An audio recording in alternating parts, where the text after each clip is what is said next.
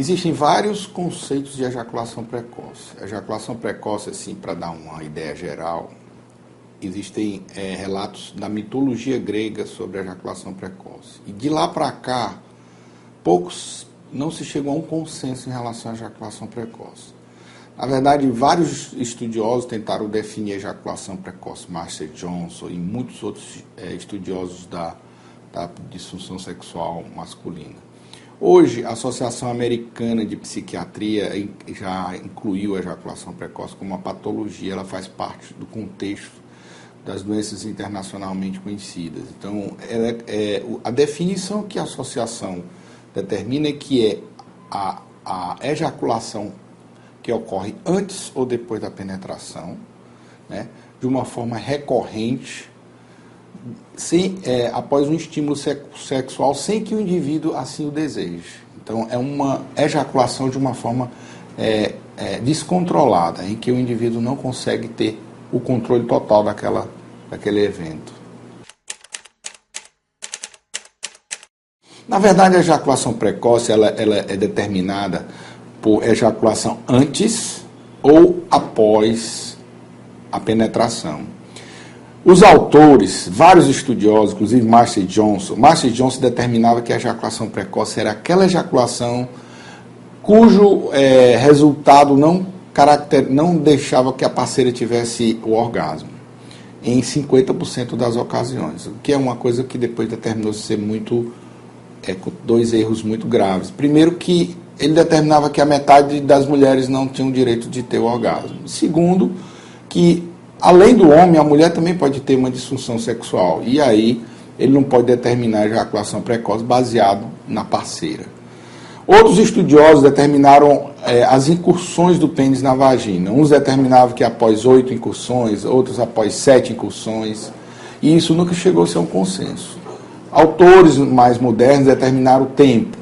5 minutos, 6 minutos, 4 minutos e até 3 minutos para determinar que o indivíduo tem ejaculação precoce. Na verdade, o indivíduo, a menos que ele tenha uma lesão neurológica, ele pode ter uma ejaculação sem ter orgasmo. Mas ela sempre está ligada ao orgasmo. Na verdade, a ejaculação ela tem duas fases, né, basicamente. Ela tem a fase da emissão, quando após o estímulo o espermatozoide migra do testículo para as vesículas seminais, e a expulsão, que seria aquela contração em que o sêmen sai da vesícula e é expulso na uretra. A ejaculação, ela não tem tempo determinado, entendeu? Não é raro você atender um paciente que chega dizendo que tem ejaculação precoce. Por quê? Porque no passado ele demorava 20 minutos, meia hora, e agora está demorando 10 minutos, 15 minutos. Então, há pessoas que demoram bem menos e não acham que tem ejaculação precoce. Então, isso é uma coisa muito relativa. O sexo é uma coisa muito do casal, é uma coisa muito variável e não existe um padrão. O padrão quem determina é o casal. Então, ele pode ter uma ejaculação de 10 minutos com um prazer total dos dois. E pode ter uma ejaculação de meia hora.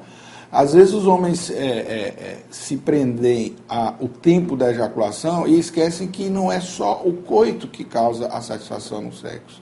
Então é por isso que hoje existe a Associação Internacional para a Medicina do Sexo, Medicina Sexual, que é a ISSM. Por quê? Porque não é só a ejaculação, existem vários fatores que são estudados hoje. Então há autores que determinam que a ejaculação precoce seria aquela que ocorre antes de 8 minutos do coito.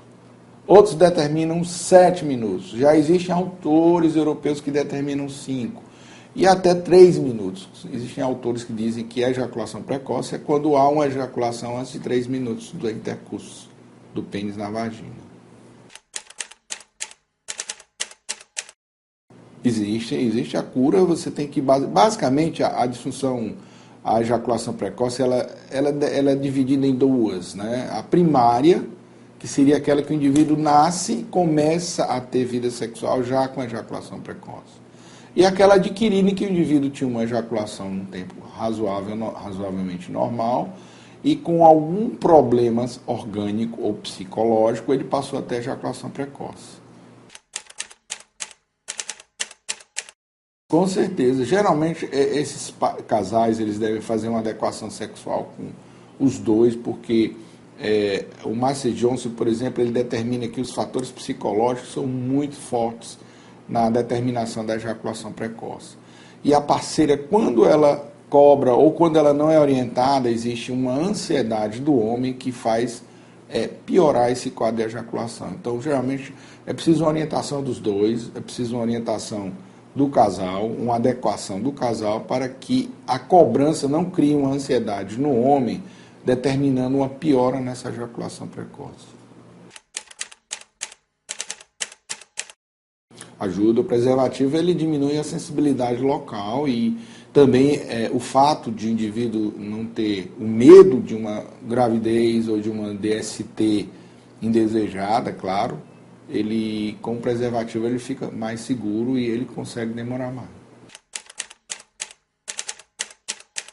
O tratamento da ejaculação precoce, é preciso que se diga o seguinte, ela é um resultado de fenômenos neuromusculares. Existe estímulo do córtex cerebral que causa a liberação de substâncias endócrinas. Essas substâncias estimuladas pela testosterona, elas vão causar uma vasodilatação e a ereção.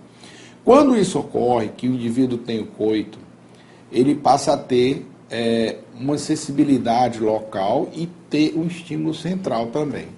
Então, isso aí é determinado não só por mecanismos vasculares, endócrinos, musculares e neurológicos, como também central. Para você corrigir essas ejaculações, é preciso que você tenha em mente a causa daquilo. Se o indivíduo tem, por exemplo, uma hipersensibilidade no pênis, realmente pode ser usado algum tipo de anestésico, um gel. Existem substâncias que são anestésicas, como a pilocarpina, pode ser usada no local para causar diminuir a sensibilidade. Isso deve ser feito com orientação médica, porque se o indivíduo permanecer com aquele gel, ele vai também adormecer a parceira, e aí o resultado não é satisfatório. Eu vou dizer os inibidores da PDE5, que são todos eles, não só o Viagra, como Cialis, Levitra, Eleva, etc. Esses inibidores da PDE5, eles vão fazer o que? Como eles vão atuar? Eles não vão causar uma ereção no ser humano, no homem. Eles vão manter uma ereção. Como eu falei, é o seguinte, o indivíduo, quando ele vai ter o ato sexual, ele tem a liberação de substância, como, por exemplo, o óxido nítrico, que vai causar, grosseiramente, de uma forma bem resumida, vai causar ereção. No momento em que o organismo libera o óxido nítrico para causar ereção, existem as substâncias que também são liberadas para inibir, no caso a PDE5. Essas substâncias inibem a PDE5. Qual o resultado? É uma ereção mais prolongada. Então, se você tomar uma substância dessa e não estimular a ereção, é mesmo que nada, não tem efeito. Por isso, deve ser usado com orientação médica. Então, o que acontece? Quando ele toma uma dessas substâncias e causa a ereção, o que iria inibir a ereção é bloqueado. Então, o indivíduo tem uma ereção mais prolongada. Já provou-se que a ereção, a ejaculação é independente da ereção. O Master Johnson tentou vincular as duas coisas, mas existem casos em que o indivíduo tem ereção perfeita, não tem dificuldade de ereção rígida, e na hora que ele quer, e não consegue manter a ejaculação sem que seja precoce. Então, isso aí foi desvinculado uma coisa da outra. Mas há casos em que o indivíduo, por ter uma disfunção erétil, por ter uma diminuição na ereção, ele desenvolve a ejaculação precoce como resposta do organismo. Vamos dizer assim, ou você goza logo, ou então vai amolecer. Aí o sujeito, ansiosamente, ele passa a ejacular precocemente. Não tenho nem dúvida, o estresse ele é uma das coisas que mais interfere no ser humano, na saúde como um todo, né? Na saúde geral do indivíduo. Você vê o seguinte, aqueles indivíduos que ficam com medo de gravidez, por exemplo, o coito interrompido, né? Que é uma prática usada para evitar a gravidez. Ele é uma das causas de formação de ejaculação precoce, porque o indivíduo se habitua a ejacular rápido e ele fica condicionado à ejaculação precoce. E realmente ele fica ansioso, né? A ansiedade, né, causada pelo estresse é um dos fatores importantíssimo. Ninguém tem sexo saudável, sexo prazeroso, sem tranquilidade. E a vida moderna está tirando essa tranquilidade do ser humano, né? Corre-corre, dia a dia, a competição, né? A violência, tudo isso deixa o indivíduo ansioso e estresse, como resultado disso, realmente é um dos fatores que prejudicam a ejaculação.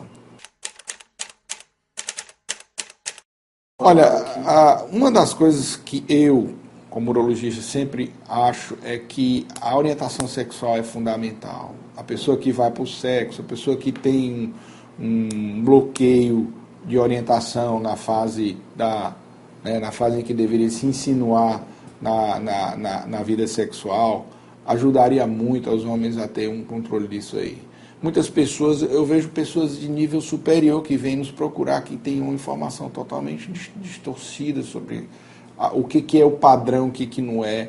Pessoas que têm, vamos supor, pessoa que tem 60 anos de idade que não se conforma de ter uma atividade sexual diferente do que tinha quando tinha 20.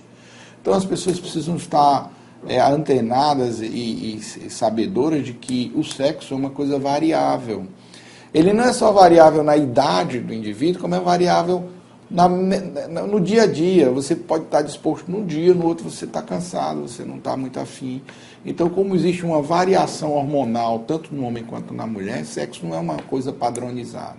Então, a orientação seria importante no sentido da pessoa tirar o melhor proveito da sua vida sexual, tanto no início da vida sexual, como na vida conjugal após o casamento.